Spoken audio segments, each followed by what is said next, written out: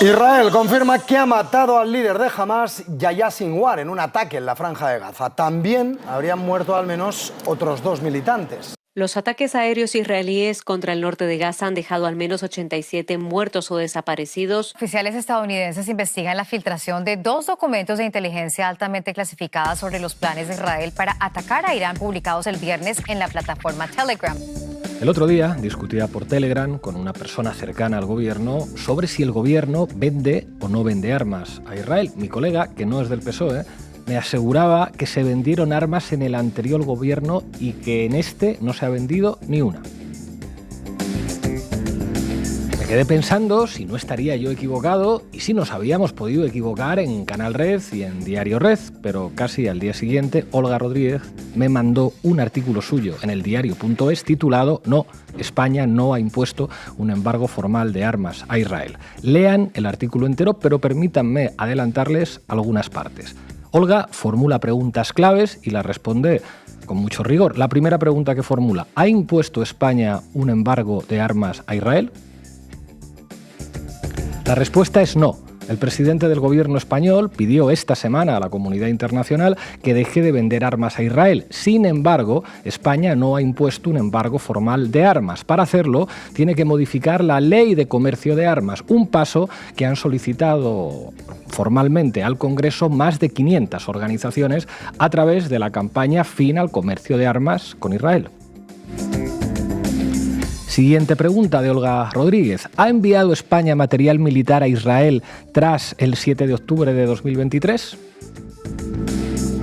La respuesta es sí. El pasado 5 de diciembre, el ministro de Exteriores, José Manuel Álvarez, afirmó en sede parlamentaria que desde el 7 de octubre no se producen operaciones de exportación de armas españolas a Israel. Sin embargo, aquella afirmación no era exacta. Como desveló en febrero el diario.es, España sí envió material militar a Israel en octubre y noviembre de 2023, cuando ya había miles de muertos en Gaza, y siguió haciéndolo en diciembre, enero, febrero y abril, aunque en esos casos se hizo con el fin de reexportarlo posteriormente a Filipinas. De ese modo, una empresa española se benefició de un acuerdo con una empresa armamentística israelí para vender armas en un tercer país, Filipinas. Los datos de estas exportaciones figuraban en el portal oficial de comercio exterior COMEX, que fueron analizados por el investigador del Centre de las, Alejandro Pozo, y verificados por el diario.es. Según el gobierno español, esos envíos correspondían a ventas cerradas con anterioridad al 7 de octubre de 2023. España podía haberlo revocado o suspendido, pero optó por mantener esas exportaciones varios meses más. Siguiente pregunta de Olga Rodríguez. ¿Ha comprado España material militar a Israel desde el 7 de octubre de 2023? La respuesta es sí. La Secretaría de Estado de Comercio española aseguró en febrero que España no había adoptado ninguna medida para suspender este tipo de adquisiciones. En abril, el presidente del gobierno, Pedro Sánchez, afirmó que España no desarrolla ninguna operación de compraventa de armas con Israel. En un informe posterior, el Centre de las de Estudios por la Paz señaló que se tratará de un lapsus o no, lo que dijo el presidente no era verdad. El presidente no dijo la verdad, porque se exportaron municiones en noviembre y diciembre, pero también porque España no ha dejado de adquirir armamento de las empresas israelíes. El pasado mes de julio, el Centre de las publicó un nuevo informe en el que denuncia que España ha destinado 1.027 millones de euros para adquirir armamento israelí desde el 7 de octubre de 2023. A mi amigo, que es de Izquierda Unida, y a toda la buena gente de izquierdas les digo: dejad de creer las patrañas que os cuentan. Si aún no confiáis en Canal Red, confiad al menos en Olga Rodríguez. Este gobierno tiene que parar de apoyar directa o indirectamente a Israel, y los presupuestos generales del Estado son una oportunidad para conseguirlo. Hoy en La Base seguimos haciendo periodismo.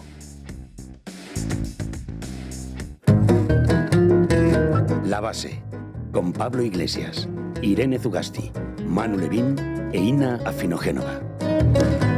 Bueno, hoy en La Base tratamos de responder a la pregunta de si buena parte de los países occidentales y el nuestro son cómplices. del genocidio. Todo apunta a que sí. Irene Zugasti, ¿qué nos traes? Bueno, pues vamos a hacer un repasito a toda la actualidad en la región y sobre todo a esos documentos filtrados que señalan las intenciones de Israel tanto en Irán como en Líbano. Cuídate esa voz. Que el otoño... Ya dicen las malas lenguas que el fin de semana lo has dado todo. Que no, casi el otoño, que es muy traicionero. Eso será, el otoño. Manu Levín, ¿qué dice la prensa? ¿Qué tal, Pablo, el otoño? Bueno, me ha costado un poco hacer la sección de hoy porque, por no traer nuevos ejemplos de la misma propaganda que vemos cada día, pero os traigo un texto que admito que quizás es un poco denso, pero que vamos a intentar leer aquí y hacer dinámico, a ver si nos invita a reflexionar a todos un poco. Ina Finogénova, ¿qué nos traes? Bueno, vamos a analizar una derivada que no hemos tocado mucho en este programa, aunque sí en algunas ocasiones, que es el tema del reparto de los recursos que hay en Gaza y de las rutas comerciales. ¿Ves, Zugasti? Ina no vino a mi cumple y tiene la voz perfecta. No quería decirlo del cumple por no delatarte, pero ya lo hizo Willy Veleta. Hay que imitar, en fin. Hoy nos va a acompañar además Eduardo García, de Descifrando la Guerra, también del Consejo Editorial de Canal Red. Le haremos algunas preguntas sobre la coyuntura internacional. Arrancamos, Xavi. La base de datos. Informa Irene Zugasti. Todo tuyo. Los aliados de Israel tienen una gran responsabilidad en esta grave situación, causada por su apoyo inquebrantable a la guerra. Deben hacer inmediatamente todo lo que esté en su mano para obtener un alto al fuego sostenido, no mañana ni dentro de una semana, ahora. Esto lo ha escrito hace menos de 24 horas la responsable de Médicos Sin Fronteras para las operaciones en Gaza, Anna Harford. ¿Por qué? Porque las ofensivas contra Gaza de los últimos días se están convirtiendo en las mayores matanzas perpetradas por Israel en los últimos meses.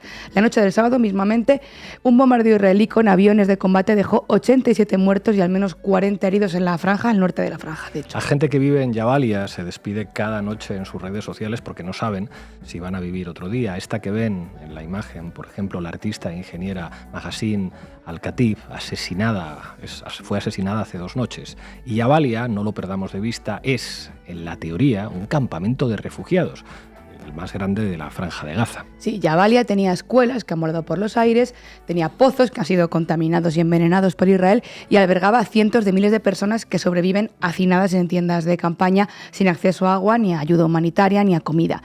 La UNRWA ha avisado de que en Jabalia en las últimas horas hay decenas de cadáveres en las calles y muchas personas están optando por huir en vez de por acceder al campo de refugiados. Sería más correcto decir que es un campo de exterminio, como decía el otro día Yone Belarra en el Congreso, cuando comparó el genocidio israelí con las cámaras de gas del nazismo alemán. Fíjense la cara de Pedro Sánchez mientras Yone Belarra le está enseñando imágenes muy obvias de los crímenes de guerra de Israel, porque es la misma cara que luego dice públicamente que España no vende armas a Netanyahu cuando ha quedado demostrado que sí. Hoy tampoco podemos dejar de mirar hacia el Líbano tras otra noche de bombardeos. Este mismo domingo, la UNIFIL, la Fuerza de Naciones Unidas en el Líbano, acusaba a Israel de demoler deliberadamente una torre de observación en una valla perimetral de la misión internacional en Líbano, y sería ya la tercera vez que Israel ataca deliberadamente sus instalaciones, violando las resoluciones internacionales. Recordemos que en esa misión hay 650 soldados españoles desplegados bajo la operación Libre Hidalgo, que están siendo directamente atacados por Israel. Israel suma ya 1.700 personas asesinadas en Líbano, la mayoría en las últimas semanas, y 2.400 en lo que va de año 2024, junto al 1.200.000 personas desplazadas que han tenido que huir del sur y de la capital del país, de Beirut. Pero los bombardeos no cesan ni en el barrio de Dajilla, en el sur de la ciudad, ni en el valle de Bekaa, ni en las localidades del sur del Líbano. Y según un alto funcionario de los servicios de inteligencia israelíes, el principal objetivo de estos últimos ataques, los del fin de semana, era el sistema bancario dirigido por Hezbollah, el Al-Qadr al-Hassan. Esta entidad sin ánimo de lucro, sancionada por Estados Unidos y Arabia Saudí, presta servicios financieros en efectivo y es utilizada por cientos de miles de libaneses de a pie. Israel, como suele hacer, se dirigió a la población civil libanesa muy poco tiempo antes del ataque, advirtiéndoles de que atacarían decenas de puntos en la zona para supuestamente debilitar el sistema económico de Hezbollah.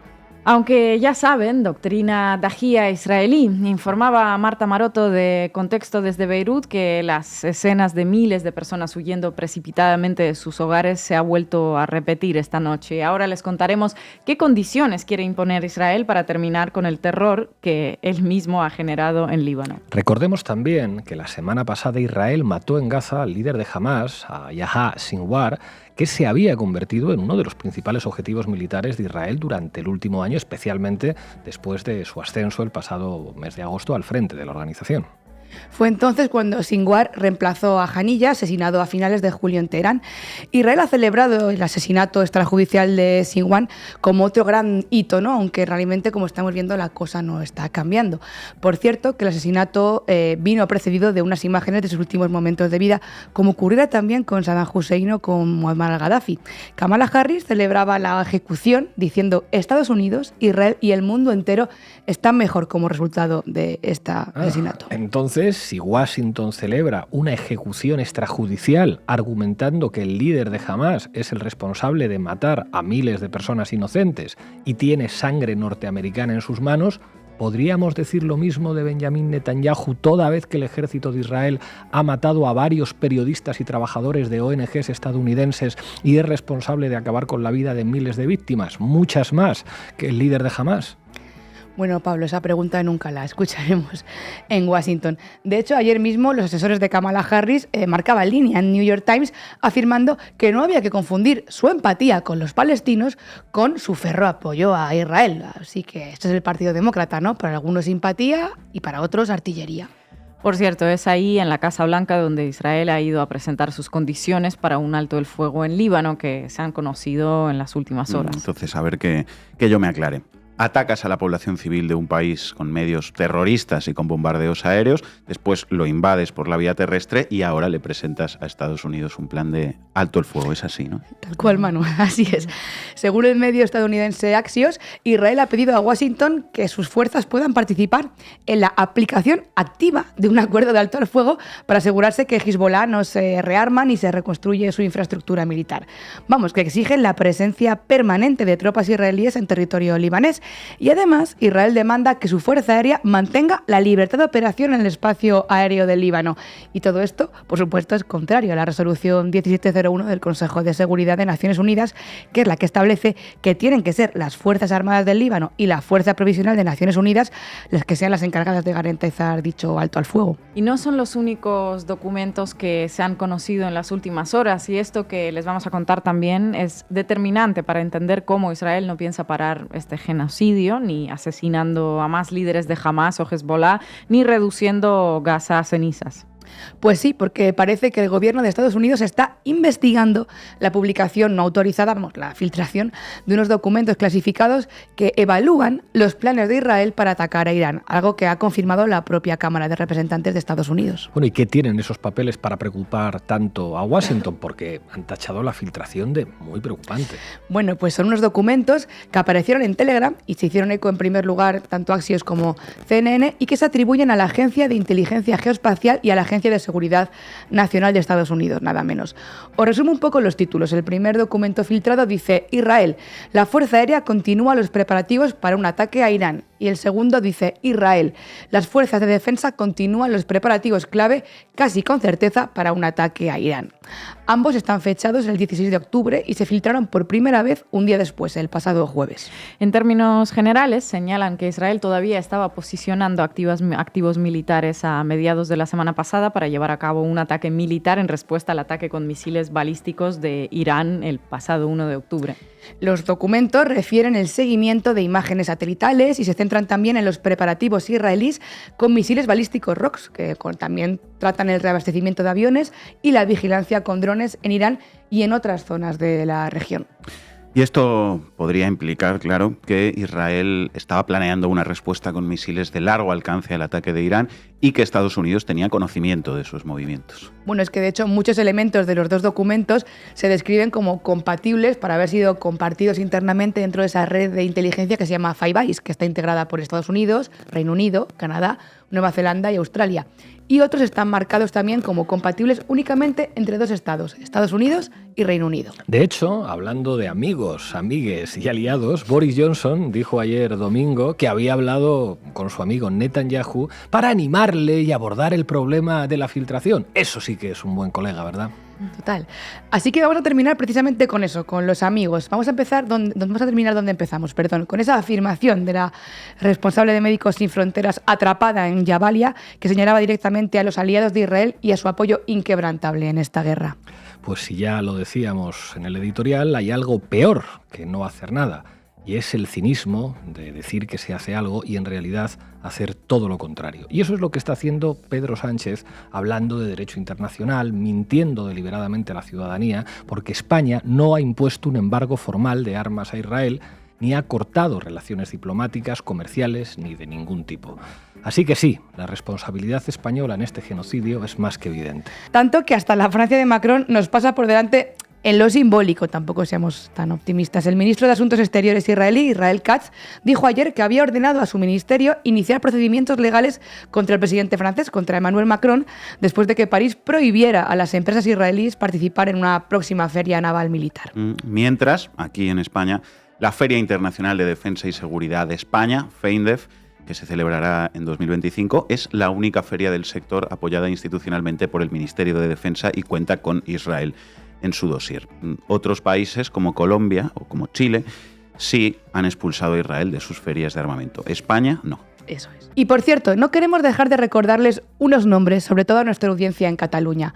Ramón Bassas, miembro del Govern, PSC-PSOE. Albert Batlle, miembro del Ayuntamiento de Barcelona, PSC-PSOE. Silvia Urriols, Alianza Catalana. Jordi Comàs, Alianza Catalana. Jordi Martí, Junts. Jordi Sánchez, es presidente de la Asamblea Nacional Catalana y es miembro de ICV. Francesc T. Dalmases y Victoria Alsina, Junts per Catalunya. María García y Gonzalo de Oro, Vox. Alejandro Fernández y Daniel Sirera, Partido Popular. Pilar Rahola. David Madí, empresario y exsecretario de Artur Mas. Bueno, pues todos ellos estuvieron el pasado 7 de octubre en un acto en Barcelona en apoyo a Israel. Grandes demócratas, su genocidio también es el nuestro. Cuando nos preguntemos quién y por qué, aquí tienen la lista de los que apoyan el sionismo en Cataluña. Gracias, compañera. בהריסות של עזה, ושכל תינוק, גם עוד 80 שנה מהיום, יספר לנכדיו מה עשו היהודים שרצחו להם משפחות, אנסו אותם וחטפו להם אזרחים. Manu Levín, adelante. ¿Qué tal, Pablo? Adelante, compañeros. Titulares al banquillo. El análisis mediático de Manu Levín. Bueno, algo un poco diferente hoy. Dale al play, Xavi. El 12 de octubre de 1492, con la llegada de Cristóbal Colón a América, se abrió una nueva era de progreso y civilización en el Nuevo Mundo.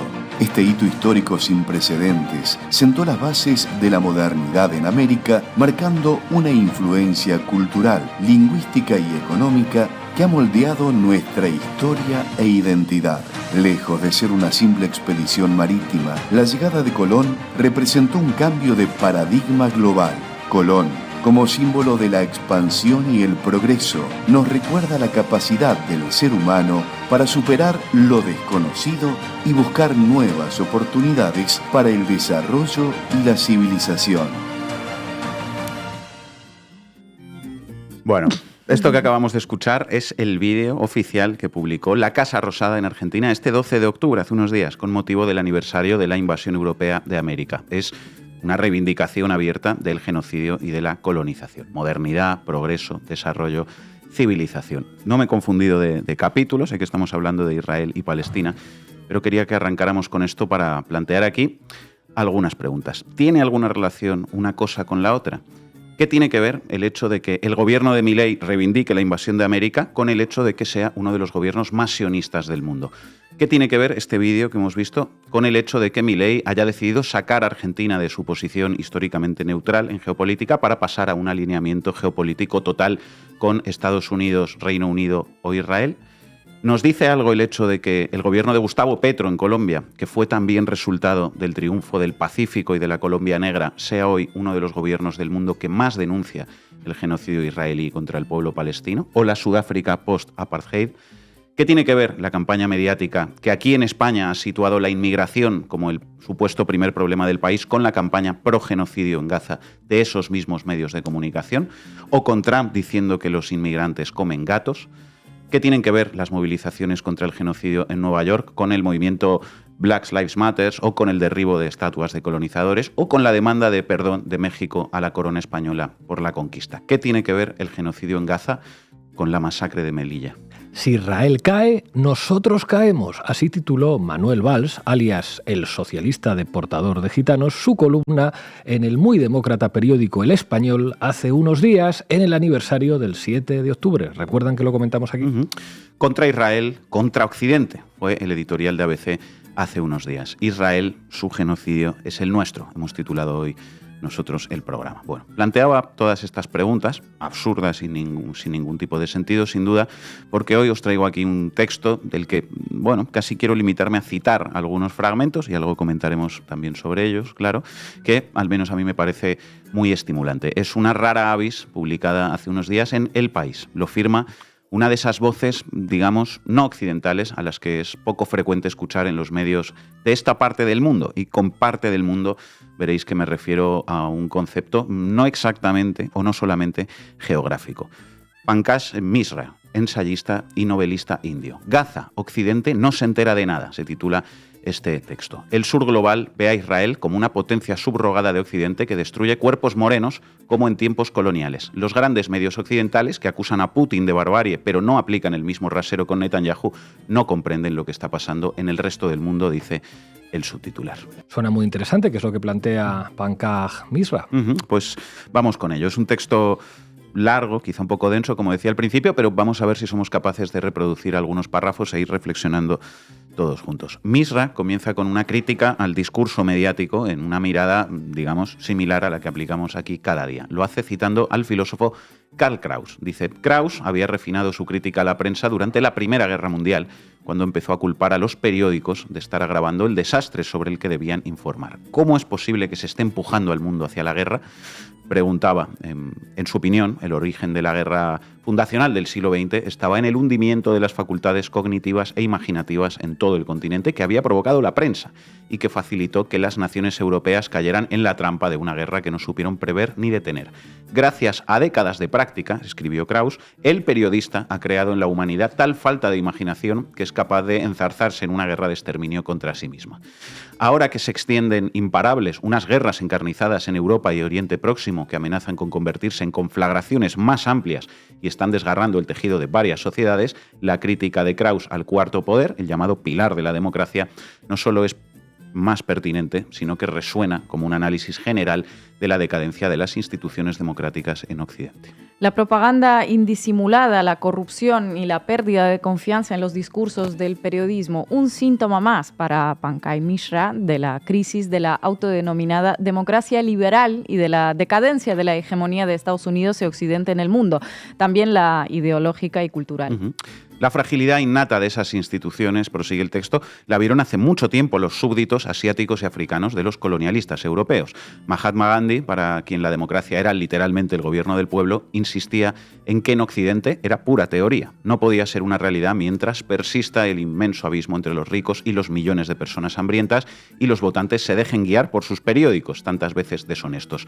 Hoy, prosigue el texto en El País, una evaluación así de contundente llegaría a la conclusión de que la deshonestidad de gran parte de los medios digitales que trafican con bulos y teorías de la conspiración es sistemática. La prensa tradicional, que suele estar en manos de grandes magnates, mantiene su pretensión de tener una responsabilidad política y ética, de ser una luz en esa oscuridad en la que supuestamente muere la democracia. Pero las pruebas de su ineptitud e incluso de su carácter corrupto no han hecho más que acumularse de forma siniestra en las 3 décadas que llevo dedicado al periodismo.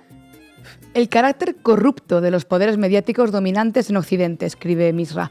Cualquier persona que haya seguido los programas de la base dedicados a Palestina sabe identificar bien los elementos que definen ese carácter corrupto, ¿verdad, Manu? ¿Verdad que sí? Bueno, no vamos a repetir aquí una vez más todos los marcos de la propaganda pro-genocidio, también por eso quería hacer hoy algo un poco diferente, pero Pankaj Mishra se enfoca en el carácter colonial de ese discurso mediático, partiendo en particular de algo de lo que también habla a menudo Olga Rodríguez, y es el discurso mediático que se construyó tras el 11 de septiembre para justificar la destrucción de Afganistán y de Irak, acontecimiento que abre el siglo XXI. Tuve que ver, incrédulo, dice Mishra, cómo la BBC proyectaba en horario de máxima audiencia un documental sobre los efectos beneficiosos del Imperio Británico para el mundo entero. Bueno, volviendo al vídeo del principio, ahora mismo, en 2024, no dejamos de ver propaganda mediática revisionista del genocidio europeo en América Latina. Rótulos que hablan de la leyenda negra y camisetas al loro de Hernán Cortés en la televisión pública española. Con 2 cojones. ¿Qué está pasando? Cuando escribía para publicaciones occidentales, me sentía presionado para no apartarme demasiado de su consenso general, que la invasión simultánea de múltiples países era buena, justa y necesaria, concebida para liberar a su población, en especial a las mujeres, de unos opresores crueles y hacer avanzar la democracia. Y no me quedó más remedio que observar con impotencia cómo los sectores más respetables de la prensa occidental no solo alentaban una guerra basada en la mentira, está hablando de la guerra de Afganistán y de Irak, sino que además contribuían a racializarla. Hoy conocemos las fantasías de los nacionalistas de extrema derecha actuales, en las que un enemigo infrahumano de piel oscura que devora animales domésticos se dispone a destruir la civilización blanca occidental. Pero las teorías sobre la violencia ejercida contra esta némesis de tez oscura florecieron durante años en las publicaciones periódicas de toda la vida y los intelectuales progresistas. Los intelectuales progresistas, los intelectuprogres, que cayeron en los marcos supremacistas del poder occidental de los que habla Mishra. Hoy, esos intelectuprogres están representados por la progresía mediática pro-genocidio. El Jardín Europeo, de European Garden, de Borrell, los medios muy de izquierdas y mucho de izquierdas que hablan de la crisis y la presión migratoria, el belicismo y el sionismo de los verdes alemanes. Etcétera. Nos lo sabemos bien también, ¿verdad? Hoy en día, la opinión general, prosigue Pankaj Mishra, es que la guerra contra el terrorismo fue un fracaso militar y geopolítico, y en parte porque este desastre no se reconoció. Los periodistas y escritores que promovían los falsos relatos y jaleaban la violencia a gran escala siguieron en sus puestos e incluso obtuvieron ascensos. Hoy volvemos a verlo en las informaciones que dan los medios de comunicación occidentales sobre la guerra de Israel contra Gaza, otra guerra que ha quemado en la hoguera todas las normas jurídicas y morales internacionales y que ha adormecido y pervertido las conciencias. De aquellos polvos, estos lodos. Mishra trae en su texto algunos ejemplos de este tratamiento mediático que conocemos bien aquí. Dicen, en llamativo contraste con la identificación inequívoca de la barbarie rusa en Ucrania, el modo verbal preferido en las noticias occidentales sobre las atrocidades israelíes es la voz pasiva, que dificulta saber quién hace qué, a quién y en qué circunstancias. La solitaria muerte de un hombre en Gaza con síndrome de Down, decía el primer titular de un reportaje de la BBC sobre unos soldados israelíes que soltaron un perro de ataque contra un palestino con discapacidad y luego lo dejaron morir. El reportaje de The New York Times sobre un siniestro hito, la matanza de 30.000 palestinos, en su inmensa mayoría mujeres y niños, a manos de Israel, se titulaba Vidas acabadas en Gaza.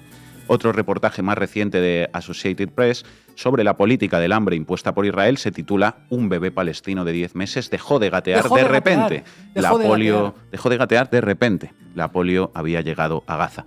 Los periodistas y el propio presidente de Estados Unidos dieron protagonismo a unas informaciones no confirmadas y que finalmente resultaron falsas sobre bebés israelíes decapitados. Mientras tanto, todos guardan silencio a propósito de múltiples informaciones corroboradas sobre violaciones y torturas en las cárceles israelíes.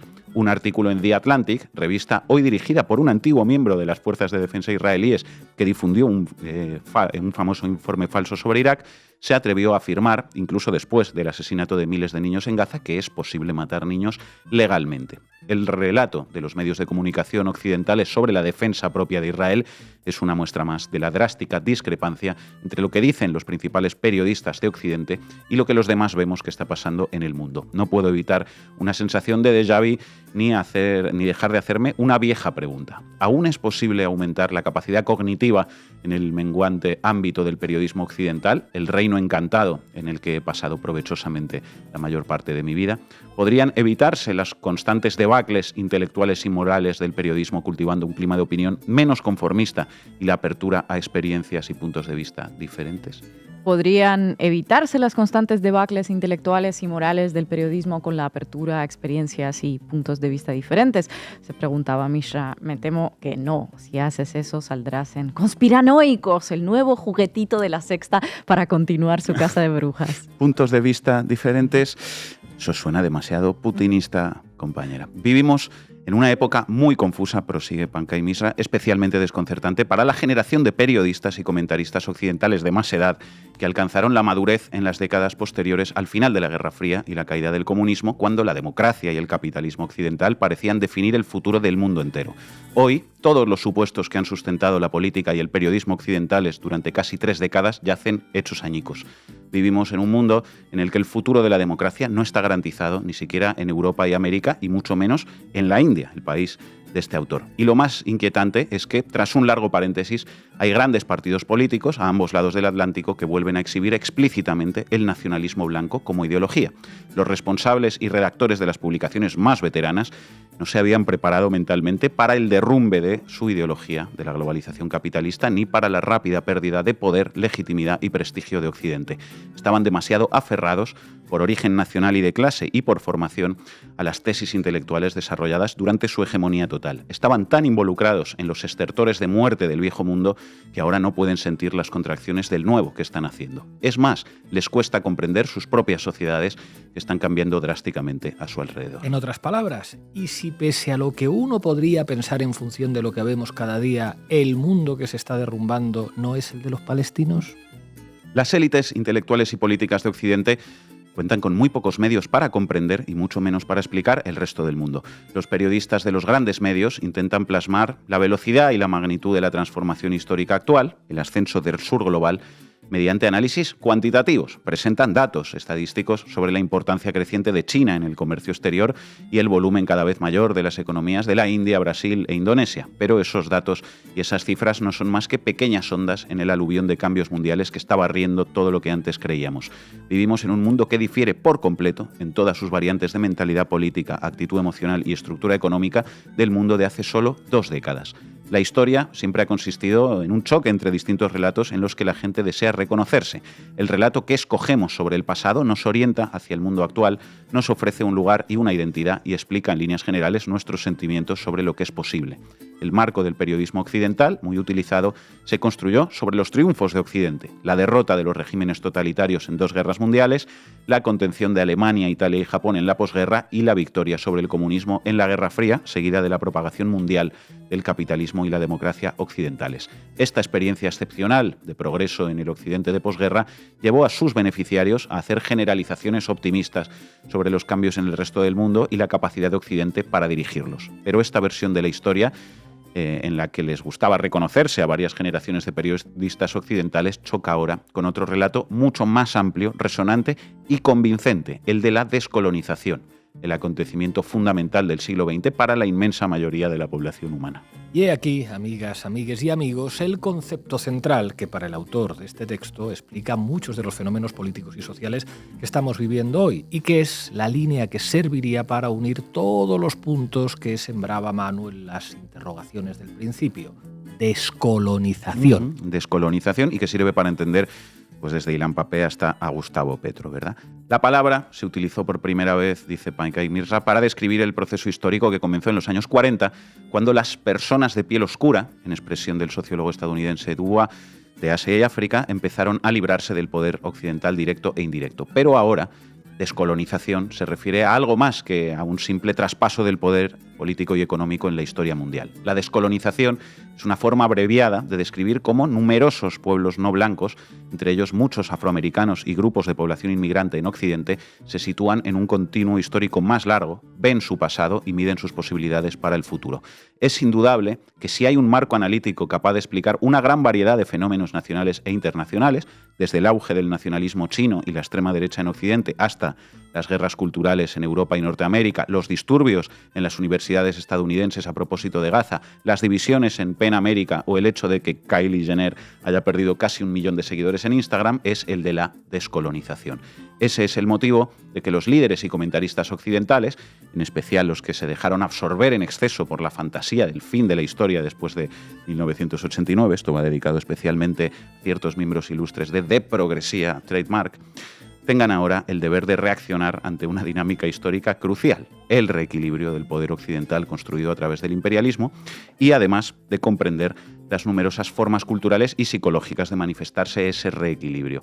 Es una tarea muy difícil, sin duda, porque no es fácil descubrir ni siquiera ciertos hechos esenciales de la historia mundial, como el imperialismo y la descolonización, languidecen en la oscuridad, ocultos por los relatos monumentales sobre la civilización occidental que van desde Platón a la OTAN. Recuerdo que cuando en los años 90 empecé a publicar en Europa y Estados Unidos, prosigue Misra, todo escritor y periodista que se preciara solía decir que su país era heredero espiritual de la democracia, ateniense, el individualismo renacentista y la racionalidad de la Ilustración. Era posible leer millones de palabras sobre los méritos de la democracia y el liberalismo occidentales y los males del totalitarismo oriental sin encontrar ni un solo párrafo sobre las consecuencias de la esclavitud, el imperialismo y la colonización. Parecían obsesionados con los crímenes de Hitler, Stalin y Mao, pero para ser supuestamente unos internacionalistas liberales no parecían tener en cuenta la historia occidental moderna de esclavitud en masa, expolio colonial y guerras genocidas contra los pueblos indígenas. El elemento que tenían en común las diversas luchas de los condenados de la tierra y que ha sobrevivido a los fracasos postcoloniales de muchos estados-nación era la convicción de que el orden mundial no podía seguir apoyándose en el privilegio racial. Hoy, las historias y las visiones del mundo, determinadas e incluso agresivas de los países de Asia, África y América Latina, están poniendo completamente en tela de juicio las tesis tradicionales de Occidente. Esta nueva conciencia se observa con gran claridad en el furioso rechazo del mundo no occidental a la violencia cometida por Israel y Occidente en Oriente Próximo. El antagonismo, aparentemente irreconciliable entre israelíes y palestinos, se perfila sobre una de las líneas divisorias más traicioneras de la historia moderna, la línea del color, calificada por Dubois como el problema esencial de la política internacional. La indignación se dispara entre las mayorías cuando una potencia subrogada de Occidente en Oriente Próximo demuestra con qué facilidad se pueden seguir capturando, quebrando y destruyendo los cuerpos negros y morenos al margen de todas las normas y leyes de la guerra. Todo va tomando forma, ¿no? Último párrafo que os traigo. Se preguntaba antes Pablo si el mundo que se derrumba no es quizá el nuestro. Con la vista puesta en el futuro, en nuestra época, finaliza el texto, Gandhi predijo que era probable que incluso los estados que en teoría son democráticos se vuelvan claramente totalitarios porque un régimen en el que los más débiles van al paredón y unos cuantos propietarios capitalistas prosperan no puede sostenerse más que por medio de la violencia velada o incluso descarada. A finales de febrero, termina este autor indio, escribí que asistimos a una especie de desmoronamiento del mundo libre. Desde entonces las pruebas se acumulan a una velocidad siniestra. Quizá no debería sorprendernos. La incompetencia intelectual y la bajeza moral del cuarto poder quedaron diagnosticadas desde el momento en que Krauss advirtió contra el suicidio intelectual de la humanidad por medio de su prensa. El suicidio intelectual de la humanidad por medio de su prensa. Desde aquí seguiremos intentando poner nuestro granito de arena y trabajar en la dirección contraria de ese suicidio intelectual, tratando de informar con rigor fuera de todos esos marcos mentales coloniales y supremacistas y hablando menos de paz sin justicia y más de descolonización, y deseando también que esta clase magistral de Manu Levin sobre pensamiento descolonial no sirva para que el bueno de Misra pierda la oportunidad de escribir en El País. Si eso ocurriera, las puertas de Diario Red estarán siempre abiertas. Gracias, Manu. This is the map I presented here last year. It's a map of a blessing. It shows Israel and its Arab partners forming a land bridge connecting Asia and Europe between the Indian Ocean and the Mediterranean Sea. Across this bridge, we will lay rail lines, energy pipelines, fiber optic cables, and this will serve the betterment of 2 billion people. 2 billion people, en 2 fin. billion people. Adelante. Vamos, Xavi. ¿A qué me invitan? El análisis internacional de Ina Afinogénova. Hace un año, poco después del ataque del 7 de octubre, el ministro de Defensa de Israel, Yoav Gallant, anunciaba públicamente un asedio total de Gaza. Ya no habrá electricidad, ni comida, ni agua, ni combustible. Todo estará cerrado. Estamos luchando contra animales y estamos actuando en consecuencia. Una frase que en aquel momento nos dejó atónitos por el nivel de infamia, pero a la que con el correr de los tiempos otros miembros del gabinete de Netanyahu supieron completar con muchas otras a su altura que engrosan la lista de pruebas contra el Estado de Israel en el caso de genocidio presentado por Sudáfrica ante la Corte Internacional de Justicia. Bueno, más allá de la brutalidad de sus palabras, Galán revelaba con estas palabras una realidad que los gazatíes habían estado padeciendo a lo largo de años, el apartheid energético. Israel les cerraba y les abría el grifo según soplaba el viento en cada momento a lo largo de casi 2 décadas y hace un año directamente decidió apagar la única central térmica de la Franja de Gaza. Desde entonces los gazatíes están sin suministro de electricidad. La situación energética de Gaza, como apuntaste, Ina, ya era muy precaria desde antes del inicio de esta fase de exterminio de los palestinos. Los más de 2 millones de gazatíes dependían casi íntegramente de Israel en esta materia y se habían acostumbrado pues, a gozar de entre 6 y 8 horas diarias de electricidad. 6 horas diarias de electricidad durante 20 años y con unos depósitos de gas considerables literalmente debajo de sus pies. Se habla mucho de los recursos que alberga la Franja de Gaza. Cada tanto Netanyahu saca a relucir mapitas del nuevo Oriente Medio sin Palestina, pero con gasoductos y oleoductos atravesando sus territorios marcados como Gran Israel, país bendito.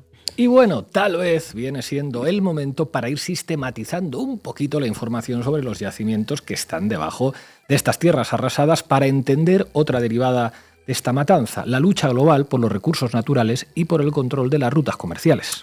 Público lo recogió ayer en un amplio reportaje de Emilia Morales que nos da varias claves. La primera es que a tan solo 35 kilómetros de la Franja de Gaza, bajo el fondo marino, hay sumergidos 2 yacimientos de gas natural de unos 158 kilómetros cuadrados. Se denomina Gaza Marine, cuenta con 30.000 millones de metros cúbicos de gas. Fue descubierto en 1999 como el principal yacimiento de gas natural prometedor en esa área. Puede que en términos globales no sean considerados yacimientos muy grandes, pero según distintos cálculos serían suficientes como para abastecer a los gazatíes durante unos 15 años. En 2019, la Conferencia de Naciones Unidas sobre el Comercio y Desarrollo emitió un informe en el que reveló que Palestina, de hecho, es un país rico.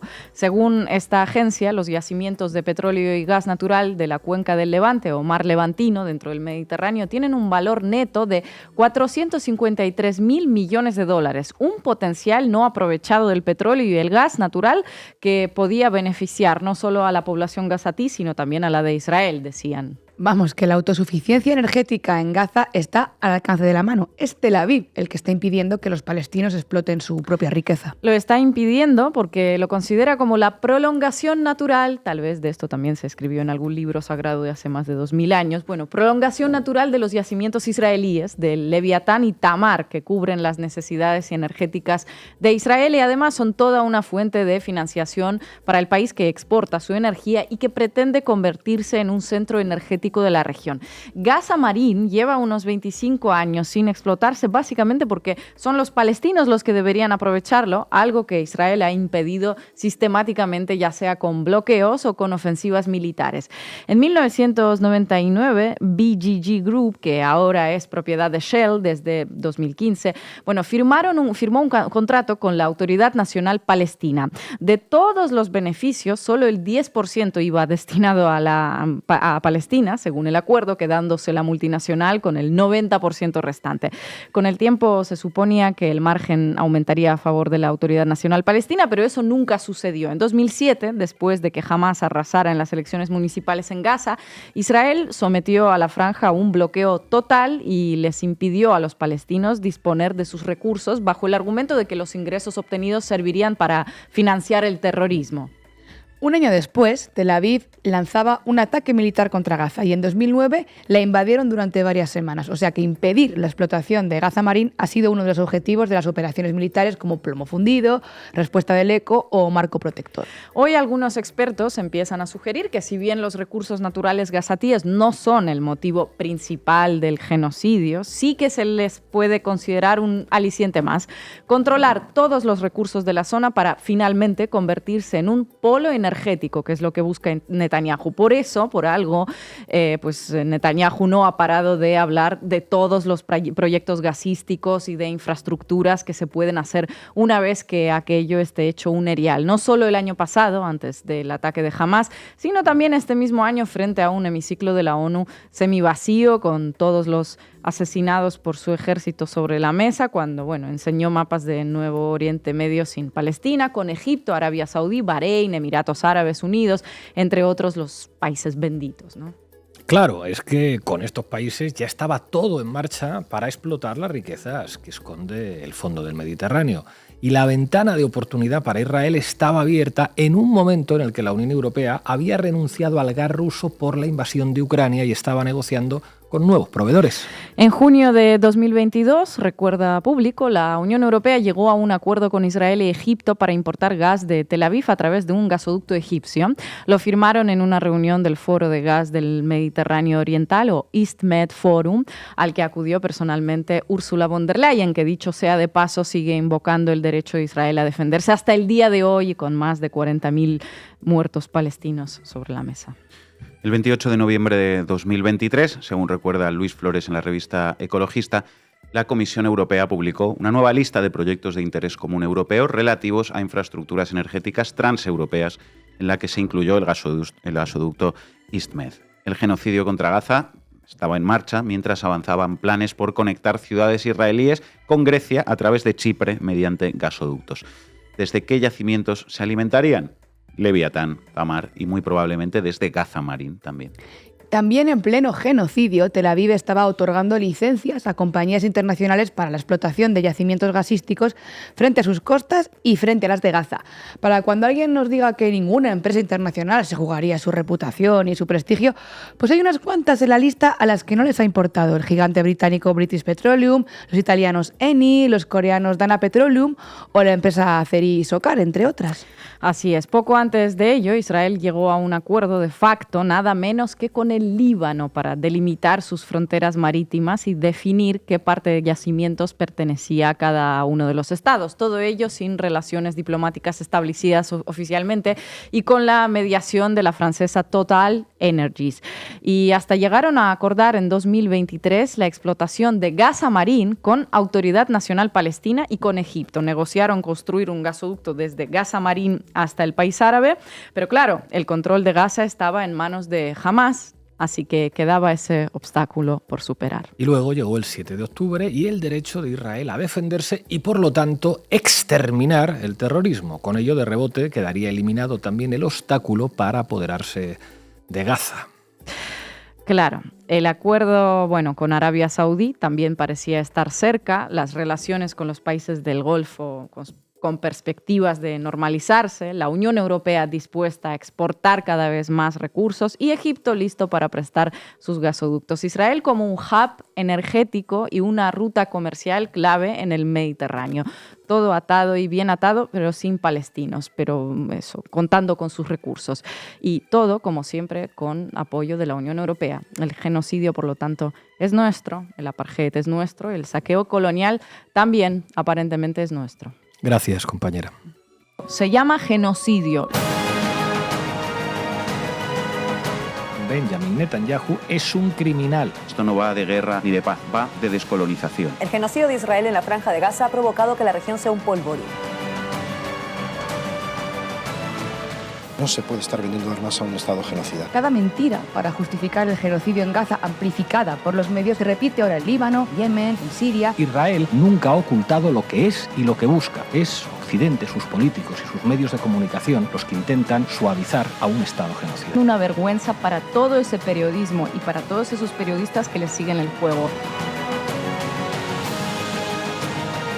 Y yo realmente le creo a Irán cuando dice que quiere borrar Israel del mapa, al igual que este señor Echenique. Este señor es el portavoz de un genocidio. Porque sabemos que las complicidades tienen que ser denunciadas con nombre propio. Es la mínima valentía que corresponde al periodismo de rigor. Y aquí sí nos vamos a atrever.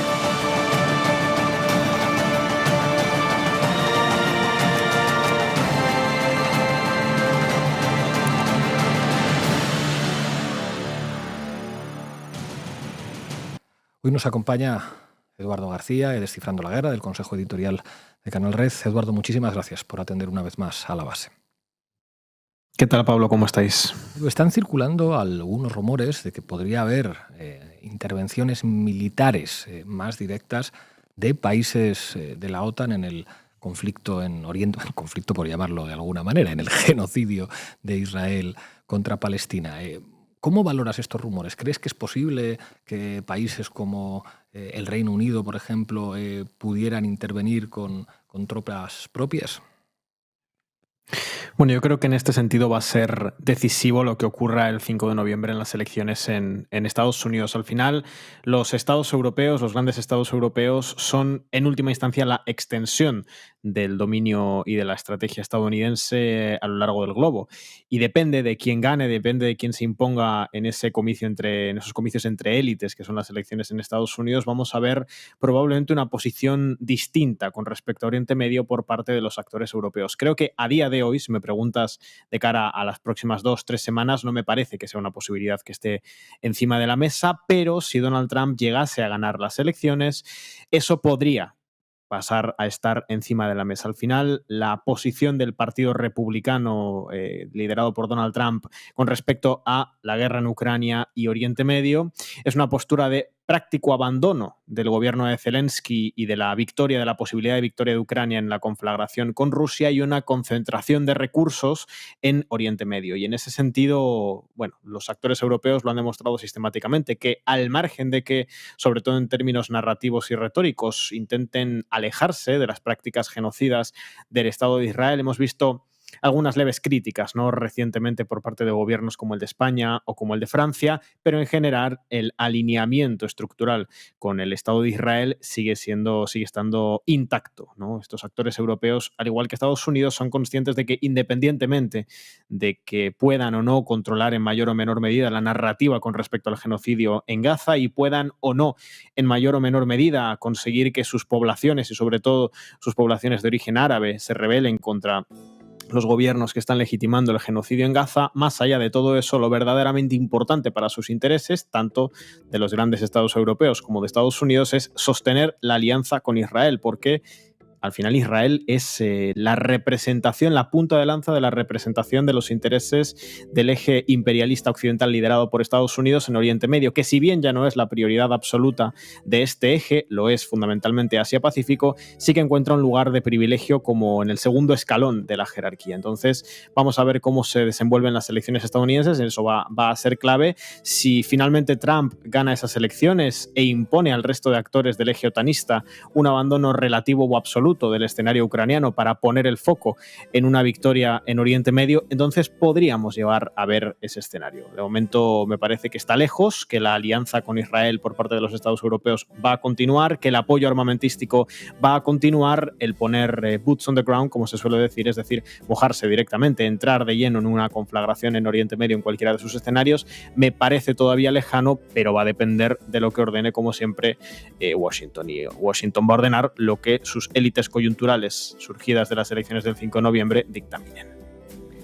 Hola Eduardo, ¿qué tal? Buenas tardes, gracias por entrar en La Base. Yo quería preguntarte tu valoración sobre esos documentos que se han filtrado estos últimos días que planteaban, ¿no?, esa colocación de tropas de cara a un posible ataque a Irán.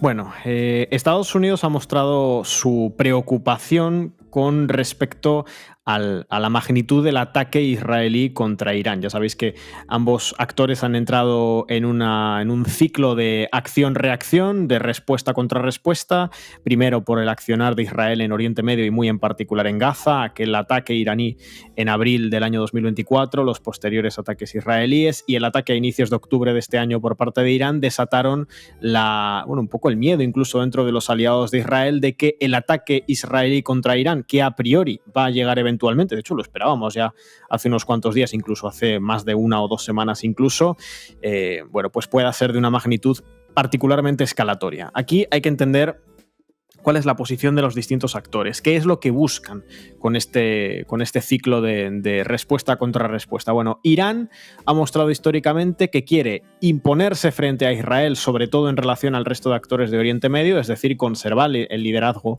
que la Guardia Revolucionaria iraní, el gobierno de Irán, las Fuerzas Armadas iraníes han tenido durante un buen tiempo en el marco del eje de la resistencia, y para eso no pueden mostrarse débiles frente a Israel, pero al mismo tiempo quieren evitar una escalada demasiado contundente que pueda llevar incluso a una conflagración, veremos si directa, con Israel. Los actores europeos y en particular Estados Unidos plantean un poco una línea parecida, ¿no? De respuesta a Irán, de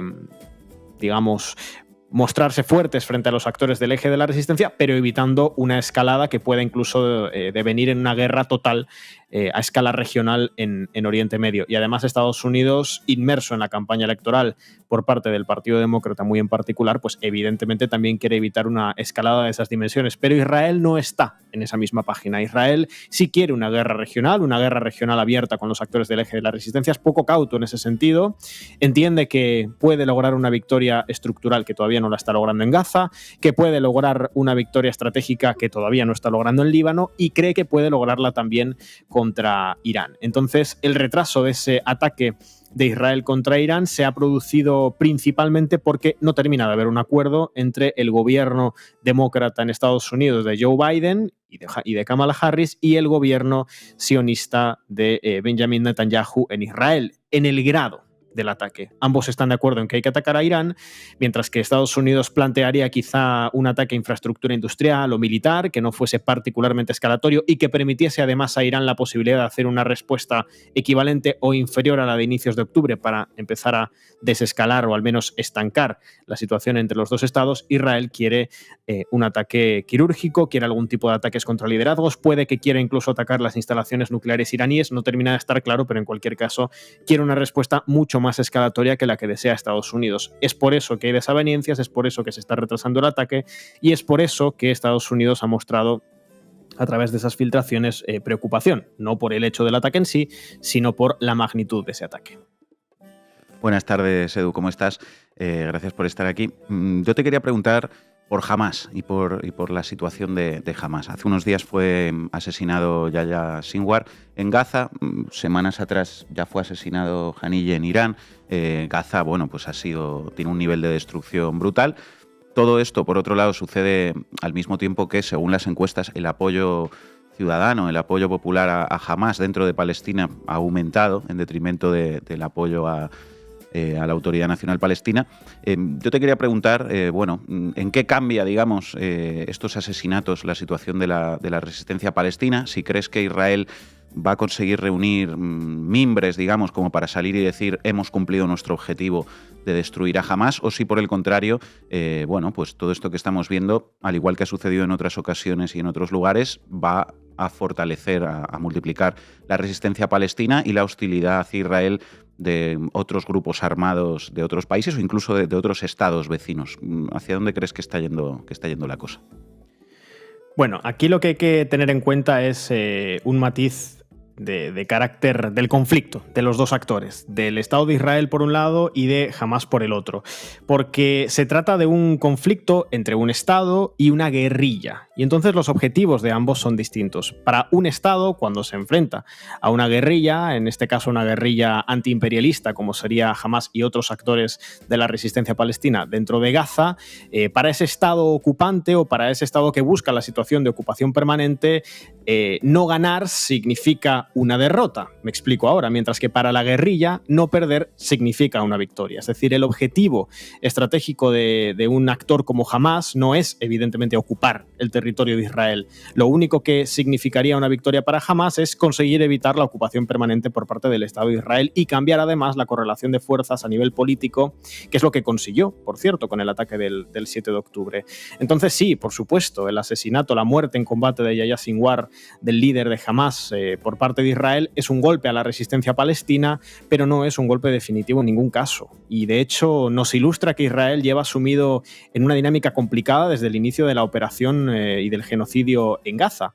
Básicamente, Israel está consiguiendo multitud de victorias tácticas, sobre todo en el plano militar, está consiguiendo asesinar a muchísimos líderes de la resistencia palestina, está logrando un nivel de muerte, un nivel de destrucción muy notable, muy importante, que está desgastando moralmente y humanamente a la población palestina, pero no está logrando victorias estratégicas, es decir, no está logrando desarticular a Hamás. Hamás sigue articulado, Hamás sigue siendo capaz de, a través de los túneles y otras herramientas de su resistencia, resistir al intento de ocupación permanente por parte de Israel, y por lo tanto Israel, por mucho que en su narrativa interna plantee que el asesinato de Yahya Sinwar es un punto de inflexión, muy probablemente no lo es.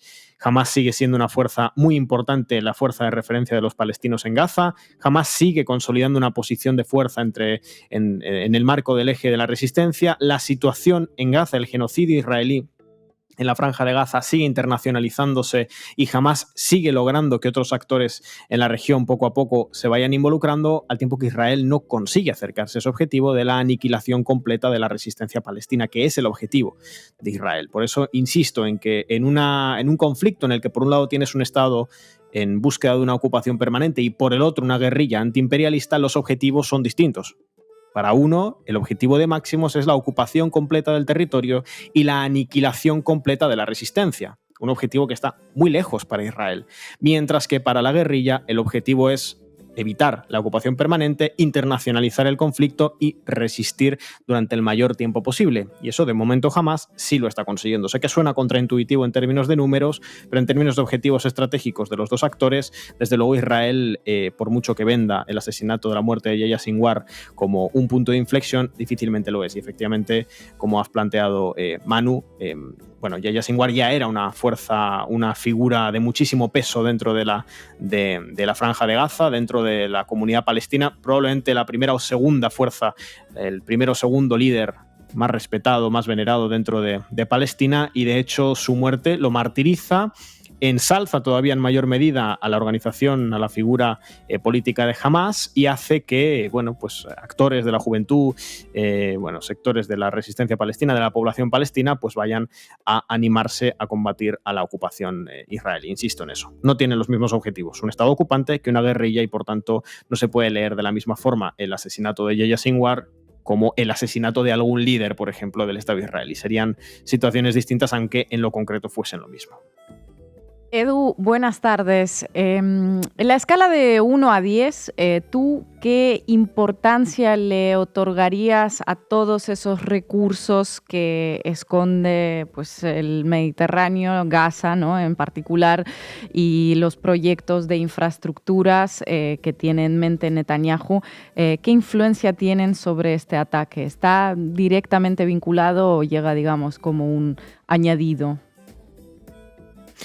Bueno, para Netanyahu es claramente un elemento de negociación con sus aliados, ¿no? Netanyahu sabe que los aliados que tiene fundamentalmente en el continente europeo, si bien avalan en general la existencia de Israel en Oriente Medio y avalan en general el trato de Israel a los palestinos y la tendencia de ocupación lenta, también son cuidadosos a la hora de legitimar un genocidio frente a su población. Saben, como hemos dicho al principio, que le puede generar problemas. Bueno, pues ahí Israel tiene una baza de negociación ante los Estados europeos al poder ofrecerles, europeos y no solo europeos, aliados en general de Estados Unidos, al poder ofrecerles recursos económicos, recursos energéticos, en el caso de que Israel logre finalmente la ocupación total de la Franja de Gaza y el aniquilamiento de la resistencia palestina. Es un elemento de negociación. Para mí no es el hecho decisivo del intento de ocupación y del intento de exterminio por parte de Israel, porque en realidad Israel lo que está buscando y los aliados en la región también es consolidar un actor, un sheriff en la región de Oriente Medio en lo inmediato. Es simplemente eso para, eso sí, a posteriori, tener una posición de fuerza en la disputa en la región por recursos energéticos, recursos acuíferos, recursos petrolíferos, cuestiones del gas natural, etc. Entonces, quizá en lo inmediato el aniquilamiento, la búsqueda del exterminio, el genocidio contra el pueblo palestino no esté fundado principalmente sobre las ventajas inmediatas económicas que ofrecería el control de la Franja de Gaza y de sus recursos, porque lo sería más bien una cuestión de carácter estratégico, de carácter militar o de carácter de poder tener un actor que haga de sheriff.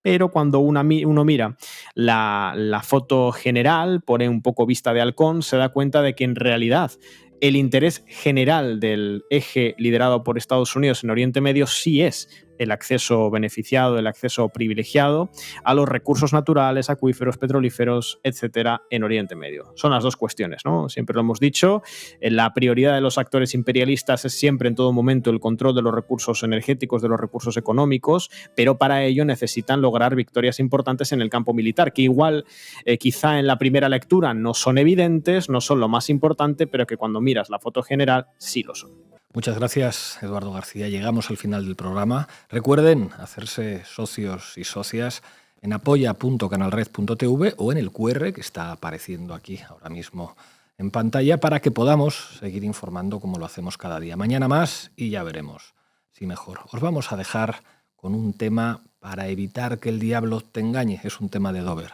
Devil Came to Me. Hasta mañana.